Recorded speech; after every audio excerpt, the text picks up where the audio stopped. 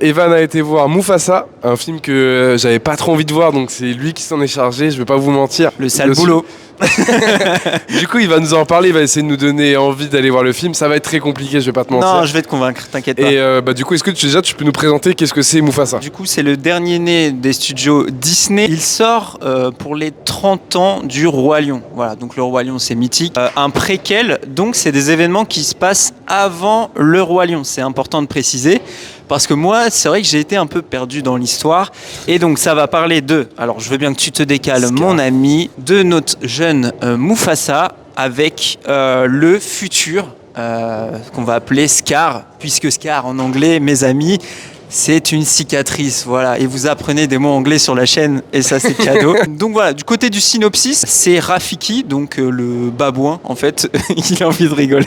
Donc en fait, c'est Rafiki qui est un peu un babouin qui a des visions, donc que vous connaissez évidemment dans Le Roi Lion, qui va raconter en fait l'histoire de Mufasa et comment il est devenu le grand Roi Lion qu'on connaît.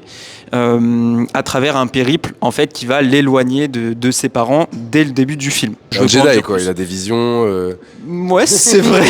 Ouais, il y a un petit truc comme ça. Hein. Disney en live action, ça te dit quoi? Moi, c'est des trucs que je ne supporte pas. Alors, il y a du très bon et du très mauvais. Le dernier que j'ai vu, c'était La Petite Sirène. Et La Petite Sirène. Et les gars, je fais rarement ça. Je suis parti avant la fin du film. Tellement c'était catastrophique. C'est bien meilleur que La Petite Sirène. Okay. Et du coup, est-ce que tu nous as présenté un peu le synopsis, tes points positifs du film? Les points positifs, déjà, c'est le visuel. Le visuel, il est vraiment réussi, je trouve. Alors, je précise que je suis allé voir la séance en 4DX, donc évidemment, ça rajoute quand même quelque chose dans l'immersion. Tout en 4DX maintenant, les gars. Voilà, c'est les goûts de luxe, les gars, c'est comme ça. Le visuel est quand même très réussi, je trouve, et l'aspect sonore, les gars, c'est là où je voulais en venir. La personne qui est chargée du sound design du film, en fait, a été en Californie. Alors, elle s'est embêtée à aller tout en haut des montagnes californiennes pour enregistrer les sons du vent et divers sons comme ça qu'elle a incorporés au film. Et en fait, alors, ça peut paraître un peu ridicule comme ça, mais je vous jure, ça rend très bien. Et elle a été aussi voir des vrais lions avec des micros spécifiques pour les intégrer dans le film.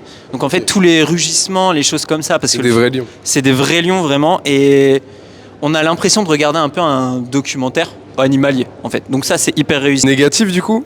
Alors négatif, le film est un peu long, je dirais, parce qu'il dure quasiment 2 heures pile. C'est un peu long pour ce que ça veut raconter.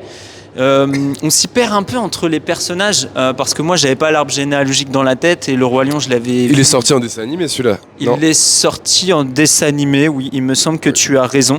Je sais pas, j'ai jamais vu ça, mais... Et de toute façon ils vont en faire d'autres aussi, vu la fin ça va appeler à d'autres films. Mais je dirais que voilà, point positif visuel. L'histoire, ça reste hyper classique. On a le grand méchant, mais on a quand même des personnages secondaires qui ont quand même du relief. Donc je dirais que non, ça m'a pas choqué.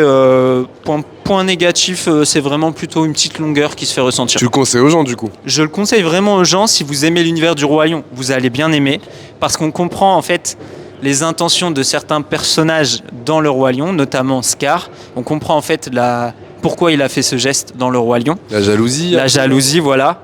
Mais je ne vais pas vous le dire ici pour vous laisser la surprise. Moi, ma note que j'ai mis à Mufasa, c'est un bon 13/20 aussi. Comme Craven. Comme Craven, voilà. Parce que j'ai passé de bonnes séances, même si ça n'a rien à voir, c'est pas comparable. Mais en live action, c'est pas le pire qui est sorti. Tu conseilles à tout le monde? Les conseille grands-parents, aux familles, les enfants. Nous, enfants aussi. Alors il y avait des couples aussi, vous pouvez y aller pour les enfants. Les tout petits, non? Les scènes de bagarre Ouais. sont quand même assez violentes, j'ai trouvé, avec des rugissements. Les tout petits, je suis pas sûr. Ouais. Par contre, les jeunes enfants, Ouais, oui, je pense. On voit pas de sang, bien évidemment, les gars, c'est un Disney. Hein. Mais non, c'est efficace. Et je trouve que voilà. En fait, l'histoire de Scar, notamment à côté de Mufasa, parce qu'ils vont vraiment avoir un lien spécial, les deux, est très réussi. Et on comprend les motivations en fait du personnage rapidement. Donc plutôt cool, plutôt bonne surprise. Voilà, vous nous direz ce que vous en pensez, vous en commentaire, et si vous comptez aller le voir surtout. Pensez à vous abonner du coup, parce que la fin d'année arrive, nos tops arrivent et C'est nos ça. flops aussi que vous attendez arrivent. Et là, il Ah là. va tirer à balles réelles. Là les gars, vous me connaissez, je vais encore me faire des ennemis. Ah oui. Il faudra être là. Donc abonnez-vous, commentez Abonnez-vous, si vous ouais. avez vu Mufasa et Voilà. si vous avez envie d'aller le voir et si Evan vous a donné envie d'aller le voir. Moi, c'est pas trop encore le cas, Non. mais c'est comme ça. Il pourrait se laisser tenter peut-être. Bon. Allez, salut tout le monde. Salut tout le monde.